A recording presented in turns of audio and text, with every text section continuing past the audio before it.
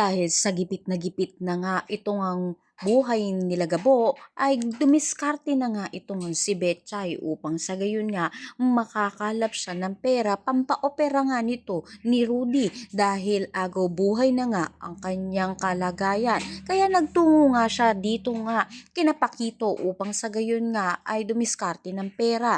Ngunit nang makita nga siya ng asawa ni Pakito ay pinalayas nga siya at dito nga ay bigo si Betchay sa kanyang diskarte. Sa kabilang banda na bigo nga rin itong si Gabo sa kanyang misyon na mahuli nga at maidala itong si alias Tigre dito nga kay Tatang dahil naunahan nga siya nito nila Samantha na mahuli nga itong si alias Tigre. Kaya dahil dito pera na nga naging bato pangaraw ang kanya sana na makukuha. Kaya ngayon mahihirapan na si Gabo dahil hindi nga siya nagtagumpay. Ngunit ayon kay Tatang may isa pa nga siyang pwedeng gawin upang makuha nga ang pera na kinakailangan nga niya na kung saan kailangan daw makuha nga nito ni Gabo ang mga ginto ni Mr. Chan. Kaya muling susubok itong si Gabo upang makuha nga niya ito na kung saan dito nga ay kinakailangan naman nga raw mahanap ni Samantha itong tumulong sa kanila na mahuli ito nga si alias Tigre.